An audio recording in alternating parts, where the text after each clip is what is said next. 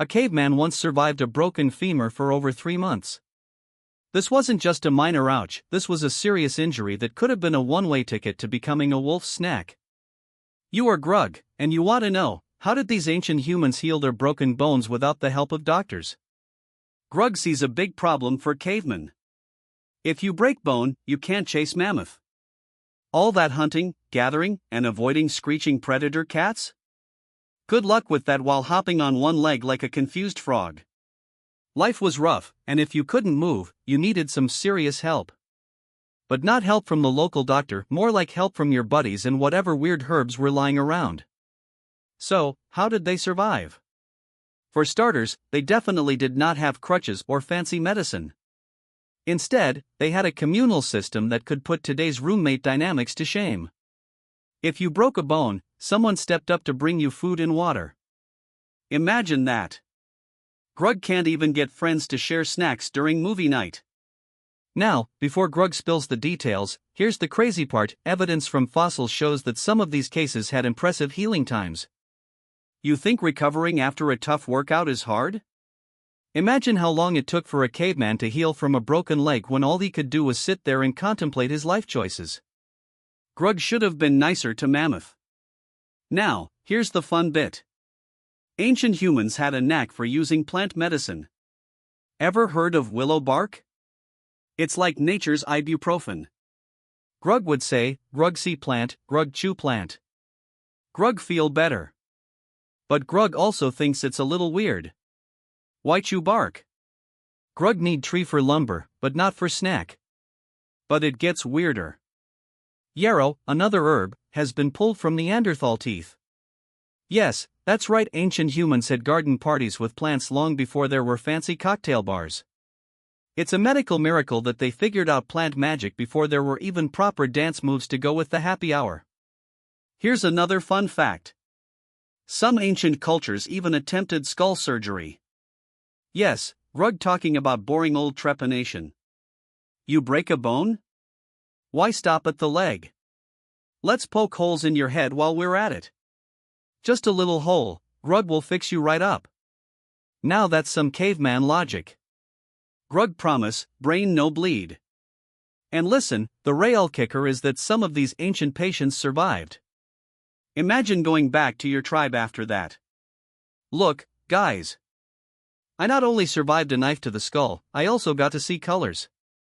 Meanwhile, all Grug gets is surly looks for bringing home even lesser mammoth than last week. Grug's still mad about the mammoth. But here's the twist. Healing from bone fractures took months, like that stinky waiting game of modern relationships. Those long, tedious periods of sitting must have felt like forever, especially without TikTok to scroll through. Grug at home not breaking bones, Grug fine. But Grug can't even lift finger to scratch head? Now let's not forget about the downside to this ancient healing method. Imagine your buddy bringing food while you can't move. You're sitting there, looking like the world's least effective log, while your friend says, "Hope you like mammoth stew." Again. Soon, that stew doesn't taste so good when it's the only thing on the menu, day after day. Grug miss variety. Grug want friend to try new recipes. Maybe roasted carrot? Please. And as this caveman caregiving scene unfolds, can we focus on how challenging it must have been? No pizza delivery. No DoorDash to rescue you from the cave. More like, hey, Grug. Can you run a few hundred miles to grab some berries because I can't use my leg? Thanks.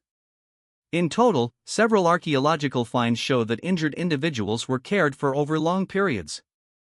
This kind of attention was life-saving, but it was also a massive commitment. Imagine modern dating reimagined. Oh yes, I will be there for you, until you sprain your ankle. Then it's Netflix and chilling alone. But here's a fun twist. Some cultures even invented early splints, not fancy ones, just sticks and bindings. Grug see wood, Grug make leg boot. Whatever works, right? If it wasn't broken before, it definitely was after Grug's fixing, but hey, at least it was holding together, sorta. So, Grug learned ancient humans knew how to take care of each other. They banded together without even having hashtags for it. No hashtags needed, just love. Grug thinks human compassion is pretty awesome. But that leads to a question: does that mean ancient cavemen had the best roommate contracts ever? One broken femur equals 3 months of free food. Grug will sign.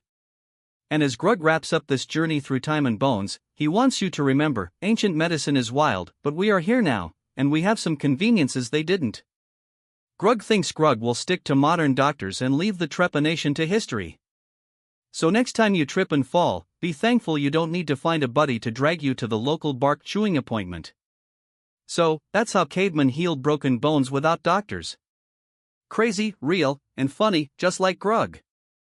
Don't forget to come back for more wild caveman stories, because Grug forgets lunch but never forgets to share the good, the bad, and the ridiculous of prehistoric life. Until next time, remember, if you break a bone, don't call Grug. Now, let's dive deeper into how ancient humans really handled the whole broken bone drama. It's not just about snacks and herbal tea. Grab your imaginary caveman toolkit because Grug is about to get creative. First, consider the importance of community. Grug discovers archaeological evidence that ancient people lived in tight-knit tribes. If you broke a leg, it wasn't just sad news, it was a full-on emergency meeting by the fire. Bring the broken guy some dinner. The tribe needed to rally if they planned on keeping their favorite hunter from becoming a foodless hermit. It's like the ultimate team-building exercise, only with a lot more grunting and way less trust falls. But here's the crazy part. Some experts suggest that these teams included strong caregiving roles. You know, kind of like your friend who drives 2 hours to pick you up when you're sick, but way more dramatic. Grug can picture it now. Grug hurt. Oh. Friend drag Grug to cave, friend cook stew. Now, speaking of cooking, what did prehistoric meals look like? They weren't whipping up gourmet feasts while their injured buddy lounged around. Nope. Imagining mammoth stew becomes a daily thing for the wounded. Grug sees how that might have gotten old fast. Grug on a tough diet. Day 7 of mammoth stew? Grug think mammoth needs a break too. But fear not, they were resourceful. Scraps of animal hides could be turned into makeshift bandages. They'd wrap themselves up tighter than a jealous bear clenching its treasure. Think of it like that awkward moment when you decide to wear an ugly sweater that your mom made just to avoid hurting her feelings. And here's another fun twist: different tribes had their own quirky methods. Some used clay. Yup, ancient folks weren't just about fire and spears, they were inventing the original bone cement. They'd mash it up, smother broken bits in it, and call it a day. Grug wonders, Grug hope it not dry too fast, or leg get sticky. Did Grug step in glue again? Oh, and there's this: some cultures actually utilized animal parts. Ever heard of the stunning horse splint? They would take a long piece of dried horse bone and rig it up to stabilize a fracture. Grug think that sounds fancy for a bunch of ancient beasts running around. It might have looked a bit absurd, like a fancy leg accessory, but hey, it worked. But here's the funny part: if broken bones were serious business, so was the rumor mill. Imagine neighboring tribes hearing about some guy who broke a bone and turned into a folk hero overnight. Grug leg gone wild. There'd be stories about his brave recovery journey, like a caveman reality show without the cameras. Meanwhile, you're just sitting there getting bad press. Grug just want to watch the mammoth hunting show. Now let's talk about those herbal remedies again. Grug's not done. They not only chewed on plants but also brewed herbal teas. Pretty revolutionary for coffee lovers, Grug thinks. Grug sip yarrow latte while explaining why Grug can't move. If someone got the right combination, they could probably throw a prehistoric wellness retreat. No broken bones and all the detox juice. But the fun doesn't end there. It turns out that some archaeological studies indicate these early humans even had a rudimentary understanding of surgeries. Yes, surgeries. Grug would like to introduce you to the concept of advanced caveman procedures. Trepanation wasn't just common, it was almost a rite of passage. You break bone, you get hole in head, you come back cooler. It was their version of owning a sports car in the modern world, super hip. Just don't ask about the effect on your intelligence. Then there's the evidence from Neanderthal remains showcasing their survival after major injuries. They didn't just fix their legs, they were clever. Evidence suggests they even had helpers. While one chic Neanderthal was working on the leg, the other was crafting tools, because what says quick recovery like feeling useful, right? Maybe cavemen had the original hustle culture. But wait. Modern science is learning that they might have had early understanding of cleanliness, too. They didn't have antiseptics, but they knew a clean wound might stay safe from infections. Grug thinks, oh. Grug about to mix that with urgent care. Look out, past civilizations. That means these ancient folks were wise beyond their years. They could have taught those old wives' tales a thing or two about hygiene. Now, let's look at the bright side. If Grug got a broken leg, that meant less responsibility. If there's ever a fantastical excuse to avoid chores, that's it. Sorry, Grug can't collect berries. Look at leg. As Grug lounges around the cave, someone has to do all the work. It's like getting a permanent sick day. But, here's the kicker, despite all this community support, it didn't mean ancient humans had a 100% success rate. Occasional bad outcomes would still happen, like some dude pretending to care about the injured mate but actually keeping the leg-eating wolf population well fed. That's a true life lesson right there. Your buddy might bring you food, but that doesn't mean he's not plotting to feed you to wolves when you're not looking. So, what would happen if someone had multiple broken bones? Grug imagines a scene where the injured buddy becomes the town's superhero. Grug, who had no bones left. Tales will be told. Everyone gathers to share their stories, drinking mammoth broth, with the injured holding court like a king, while friends roll their eyes, not again. And here's more craziness, celebrities of the time. Ancients loved to celebrate those who triumphed over their injuries. It's like the gladiator games, but instead of fighting, they were parading their achievements like, look at me. I survived a spear to the leg.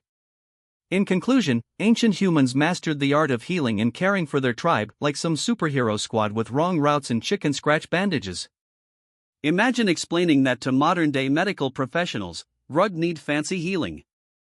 Oh, patients might want some ice. Meanwhile, in the back, the patients decide there's no ice, so Grug gets back in line and wonders if there's a club for ancient injury survivors.